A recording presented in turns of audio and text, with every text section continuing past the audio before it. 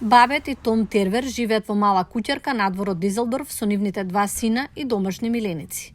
Но нивното семејство стана уште поголемо во текот на летото, кога семејството ја прими 16-годишната Диана Кривородко, украинска бегалка од Харков. Ја сретнав мајка и како дел од Сдружение за спасување животни и почувствував дека се плаши оти нешто ќе се случи на незината ќерка. Се согласивме да ја земам во мојот дом. Приняли це рішення. Ја донесовме одлуката заедно со мајка ми. Бевме изложени на тешко гранатирање долго време и таа предложи да одам во Германија. На почеток не сакав да одам, но потоа сфатив дека така е подобро. Кога започна војната, Кривородко била во средно училиште, а незината мајка работела во Организација за спасување животни во Харков. Од првиот ден на војната таа помага во евакуација на животните. Вона поїхала до Києва 21-го. Мајка ми отиде во Киев на 21 февруари, но ми кажа што да правам ако почне војната. Живеев со семејни пријатели преку 100 дена. Беше тешко.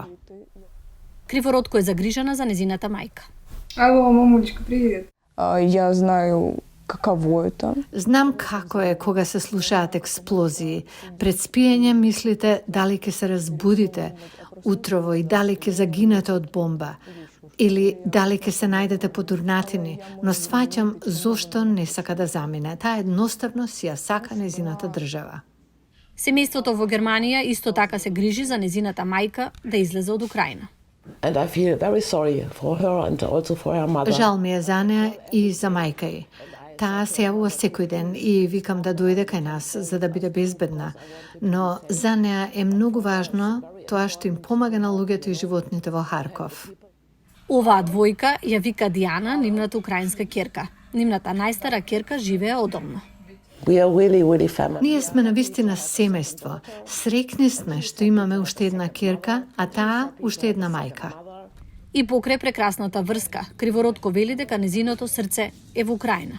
Получить образование. Би сакала да се образувам тука и да одам дома. Во секој случај, мојата цел е да ја помогнам на мојата држава. Кривородко вели дека се надева на најдобро, но знае дека работите никогаш нема да бидат исти.